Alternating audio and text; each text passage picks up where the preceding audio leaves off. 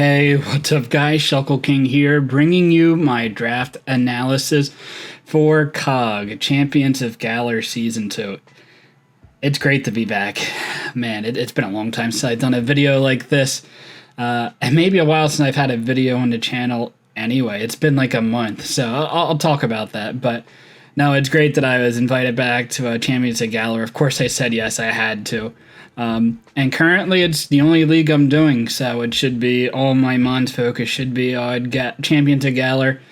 Last year we went to semifinals, which was great. I'm fine with that. Kinda. I don't know. I really wanted to win or at least make finals against Leo. That would have been awesome, me against Leo in finals, but we both lost in semis, unfortunately. So this year, obviously, as every other coach is saying, we're going to go and win this championship. Before we get into the video anymore, maybe consider giving a like and subbing to the channel. Definitely appreciate everyone's support to get to the start of the new games. But we are focused on Generation 8, and it's the last league I'll be playing in. So a quick update, just to let you guys know, my DPL series, that's a lot of fun. It was a lot of fun to record that, and I do have more recordings of videos still for that series. You maybe assumed that the series was over because the regular season was done, but no, playoffs is still a thing. So I have recordings for that and waiting on people still to get recordings. Things have been crazy for some people, including myself, but I really wanted to make sure I got some good friends onto the channel. But yeah, man, that series was a lot of fun. But hopefully the people I have coming for the last couple weeks for playoffs should be a pretty good time. We'll see about that. But I also have other series planned. Ideally, I get them out before Generation 9. We'll see. But I recently participated in Smogon's Never Used Premier League, which that's what it is. I was trying a way to describe it for all the Draft League people. It's like Draft Premier League, which is like the best of the best in a showdown. Draft League players will compete in that on teams. I did the same thing for Never Used tier and PU tier. Both for black and white. I was the starters for those tiers. So maybe you'll see some high quality NU and PU gameplay from Generation 5. Not really sure how many people are looking for that content, but it's among my favorite things to do. I go on Smogon every year to do those 2 tourneys and then pretty much log off. Smoke off for the most part for the rest of the year, but it's still fun to do those tourneys. So I actually recorded all of the NUPL stuff. I plan to get to the PUPL stuff soon, and then I'll post those eventually. I also really wanted to post some UDL, which is the most competitive showdown league that I do. I meant to do last season, which was season 3. The season that just completed was season 4, and just completed, meaning it was like months ago that it completed. But I do want to record videos for those, so hold me accountable. I want to have all the things up on the channel before the new games come out. So that is DPL update, NU and PUPL updates, and UDL. It's going to be a lot, but I want to make sure I have all those things up on the channel before Generation 9. That's my goal. But why you guys are here is Champions of Galar. So, yes, we got invited back to that, and that's great. This year, it's 120 points for having 11 to 12 Mons on the team, which seems like a lot of points. I'm working on another project, which you'll hear about eventually, but it just seems like a lot of points. Which is, like, I don't know. It makes teams harder to prep for just because they have more good Mons on the team. But it is the end of the generation. We want to try to just have fun and use a lot of the really good Pokemon. So I'm fine if it like compromises a little bit of the drafting strategy, because there were some pretty decent value stuff in the draft. But I don't really care too much either. Just because you have enough points that, like, there's still going to be a lot of the good stuff up top, and probably most of those Mons are going to be gone because people are going to have the points to spend. So you kind of want to watch out and being too cute trying to get a bunch of like 11 and 12 point Mons in rounds like 2 and 3. Then you're not going to have, you're going to save points, but then you're not, what are you going to save the points for? Because all the 14, 15, 16 point Mons are going to just go just because of how high the budgets are. So that was something to just generally consider. But I was the 8th pick, so not the best, but there's like a hierarchy of like 5 mons that I wanted, and then a couple mons after that. And those 5 mons were Garchomp, Mew, Torrentine, Lando T, and Victini. If any one of those 8 dropped to me, then like I would have been almost as happy as a top like 2 or 3 pick. And it's nice because I have a better chance of maybe some broken one like falling through the cracks, me getting at the middle of round 2 as opposed to the end of round 2. They probably won't last. So if all 5 of those mons got picked, then I'd probably go like Celesteela, Tapu Koko, Latios. Latios, like, it's really good. Like, it's definitely in that echelon, but I used it a couple times already this generation, so I'd probably favor against it. But if, like, literally all 7 of those mons, those 5 plus Celi and Koko were picked, then I would go Latios. Like, and that would be fine, but that would just be kind of crazy if all 7 of those fell into place. But fortunately, it didn't, and actually one of those top 5 mons for me fell into the 8th slot, so I was really happy with that, and I got Victini. Victini is super versatile. Oh, and by the way, no Dragapult, no Urshifu, which definitely fine with. Victini, yeah, it's so versatile. Can go physical, can go special. Choice Scarf, heavy duty boots just makes it a lot bulkier. Can go Final Gambit and almost guaranteed to get like 1 kill. Worst case, I mean, you don't want Victini like the best one on my team. I don't want it to trade 1 for 1. That'd be pretty unideal, but it could. It should be getting like 1 kill every game, which you can't really ask for much more than that in most months. I have some other surprising sets maybe you'll see later on, but the ability to go physical or special, I definitely want versatility on this team. Make it creative, make it one last chance before I end the generation, just to have a lot of fun with mons. And some of the mons on my team are going to be pretty linear, and like they're going to do like one thing, and it's going to do it really well, but not a lot of creativity, so it's a good mixture. I really like this team, by the way. So Victini, first mon, super scary to prep for, because it has ways to beat its counters. Even like Heatran's a good answer, but I have Scorching Sands, Focus Blast could hit T-Tar, Bulky Waters get hit by either Bolstrake or Thunder. It's like you have to, it's hard to prep for both physical and special sets. You need multiple mons dedicated to beat Victini. So the next mon, I was just going to get the best mon available on the table. Was kind of hoping for like Aegislash and honestly Tapu Fini, but Addison actually got both, so kind of unfortunate there. Kind of figured it was unrealistic. The 2 mons that went before me were Melmetal and Galar Slowking, and they would have been 2 mons I would have highly considered with my pick as well. Even though Galar Slowking is a Psychic type with Victini, I'm probably drafting 2 Psychic types, and like they're like 2 of the best, so honestly would be fine with that. But came to my pick, and I was debating between Clefable and Necrozma. Again, I was saying like I would be fine having 2 Psychic. I am gonna have 2 Psychics on the team, like I always do, because Psychics are probably the best type in the game. So I'm fine with just getting the best mons. Necrozma is just so versatile. A Clefable is a different type, which is nice. And I was actually convinced just by looking at the other fairies that were available, and a lot of them, there were like 1 or 2 that I would have been fine with getting if I didn't get Clefable, but I felt like a lot of them were overpriced. So I was like, I used Clefable, won a championship with it for EWT, so I'm going to go with it again. So my second pick was Clefable. Can go physically or specially defensive, probably physically defensive in most games, because it just has like just enough special defense to take on just about anything. And Victini is great in killing steel types that Clefable doesn't really want to take on.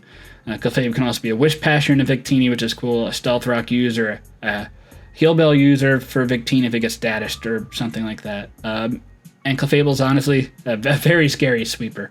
So Victini can sweep with Flame Charge, Clefable can sweep with Calm Mind or Cosmic Power sets. So Clefable's a lot of fun, and it's probably like my most mon I've used this generation, but it's just so good. So I'm very happy that it fell to the second pick. Kind of upset that Vepsis got Necrozma with the second pick, but that's fine. But for my third pick, I was like debating between a ton of mons. Well, Kartana would have been great with the combination of these 2, but that went at the last pick around 2, I believe. But I kind of figured I wasn't going to be around. So I debated like 6 or 7 mons in this slot. Like Rotom-wash is nice just for like a ground resist and a good pivot. Urshifu Rapid also is a pretty good water pivot. And I felt like that paired really well with Victini to get in like each other's counters. Urshifu brings in grass types, U-turns, brings in Victini, and can deal a lot of damage there. Urshifu also kills steel types for Clefable, which is great. Nidoking, I think I could have considered here just a grounded poison, which is always what you want, and a great steel killer again for Clefable. Spectrier, just super, super fast. That's like the best offensive fast mon that was still left. And I think it pairs pretty well with Victini, because Victini is going to kill a lot of the answers that, like, normal types that Spectrier kind of struggles with. Victini can take on, and then if it's dark types that take on Spectrier, then Clefable is obviously a great answer. Latias would have been nice, would have been my second Psychic, but I'm fine with that. A ground resist for Victini and a removal.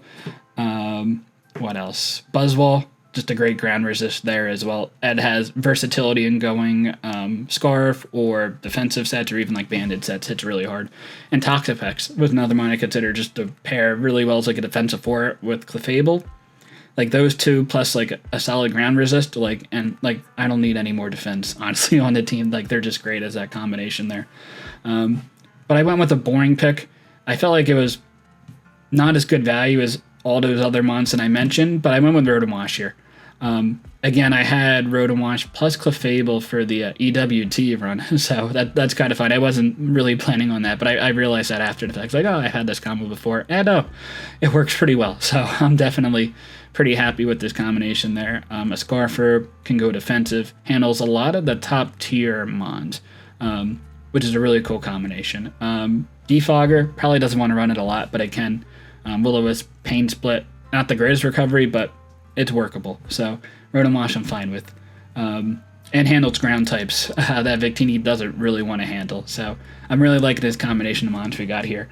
And at pick 4, just ideally hoping that any of those other 6 mons are available. And one of them which was Nidoking.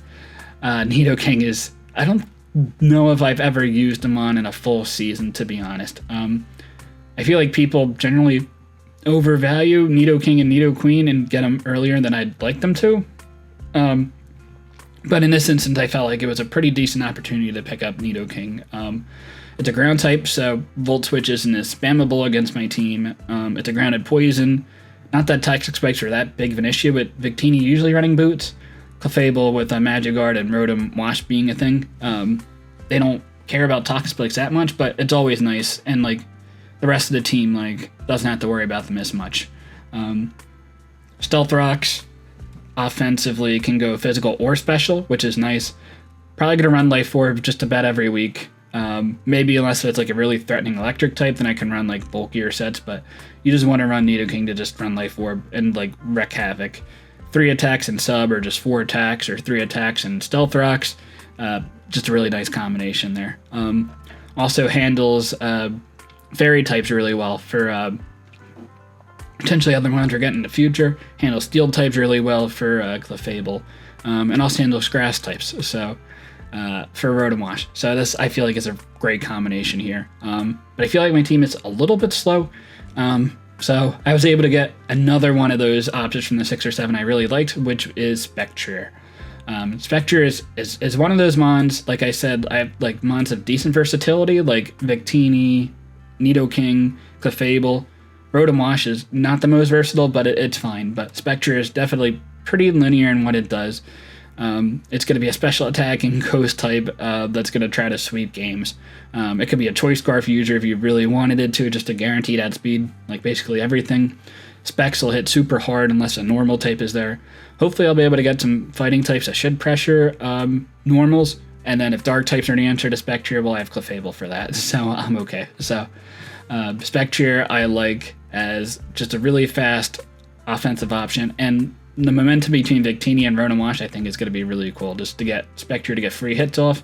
And if I know like a normal type is pretty obvious to come in, I can maintain momentum and get another mon in like a double switch or something like that. So I really like Spectrier in this slot here.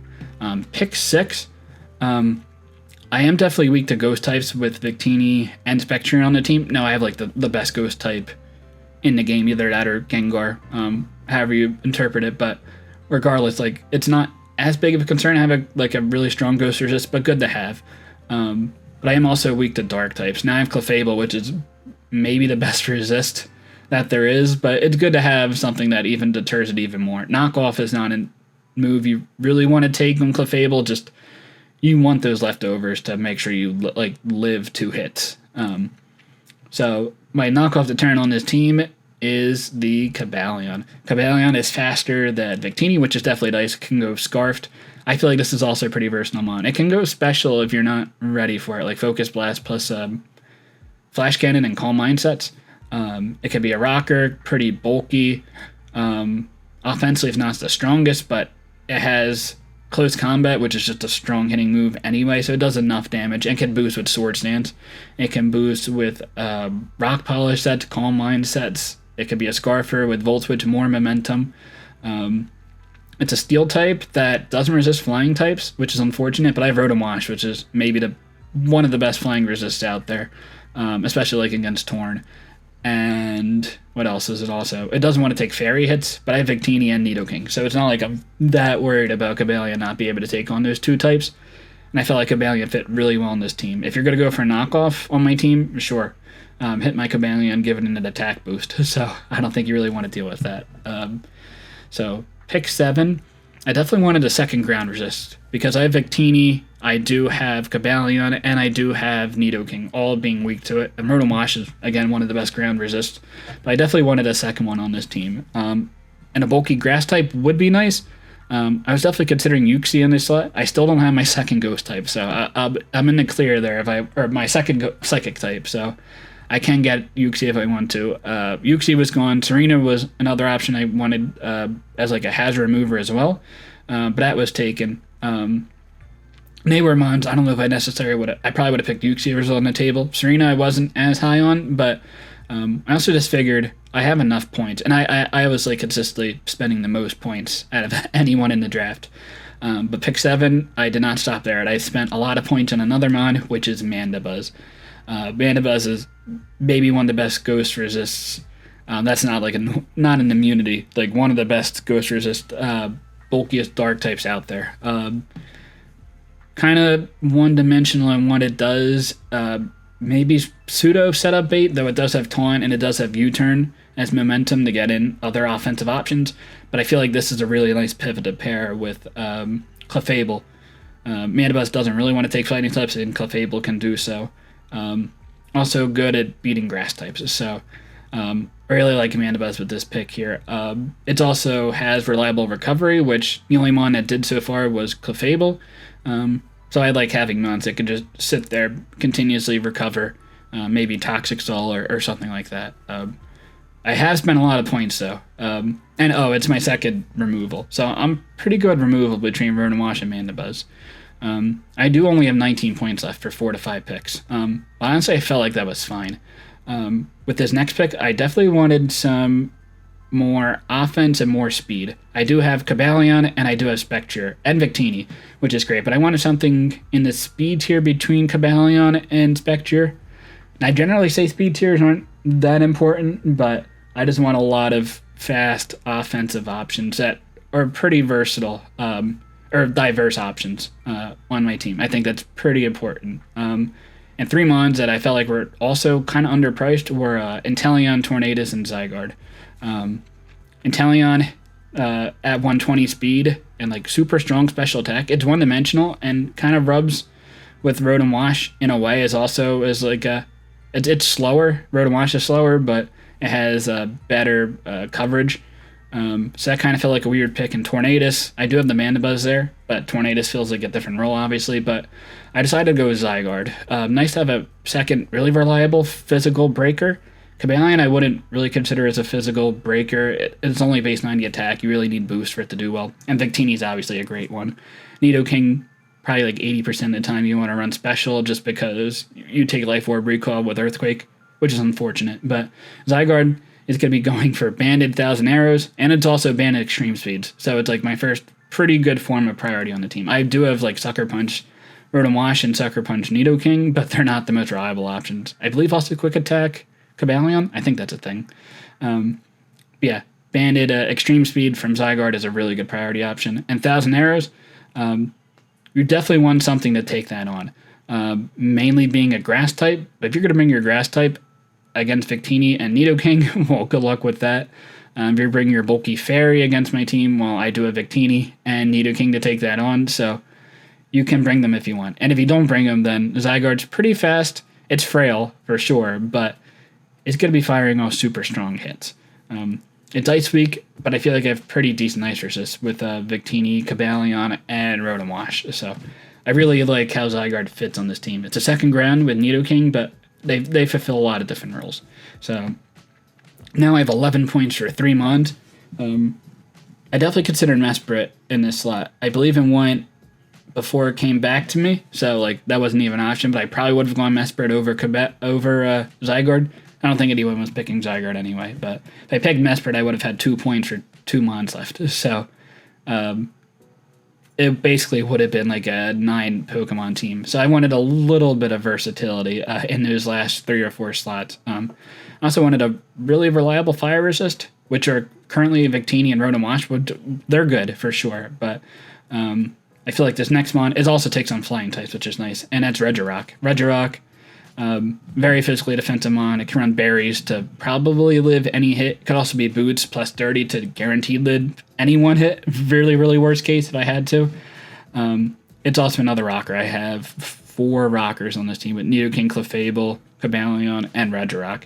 Those first 3 probably don't want to run rocks 100% of the time. Regirock can pretty much with no issue, but having 4 Mons run rocks, like it shouldn't be that hard to find someone to run rocks every week, which is definitely great. You definitely want that chip damage, or forcing to run boots, which would be okay with me. I don't have the best knockoff users, but I have Clefable, which is fine, and Mandibuzz, which is okay. But Regirock, it's also pretty cool if I set up Iron Defenses with Body Press. I think like every Mon on the team can run setup. Like Victini can run Flame Charge Weakness Policy sets, Clefable with Calm Mind, Rotom-wash with Nasty Plot, Nidoking doesn't really set up, I guess, but it's just a really strong breaker.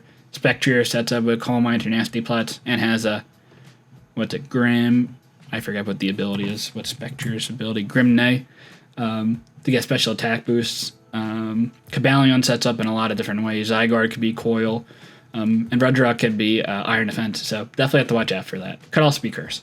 The second to last Mon, again, I have 6 points now for 2 or 3 Pokemon. This Mon is just really cool value, and I'm surprised it lasted as long as it did. And that's 4-point Braviary. I don't think I've seen Braviary really do anything in a Draft League game, at least in Generation 8, and probably beyond, but it has really high attack. One of the highest attacks on my team, if not the highest. Cool Scarfer. Can also be very specially defensive. It fulfills kind of a similar role in Mandibuzz. It resists ghost types, but it's a lot more offensive Mandibuzzes, so it depends on what I prefer that week. I have Mandibuzz or Braviary to go down that route. But Braviary can be scary with bulk up roost sets. Definitely don't want to underestimate that.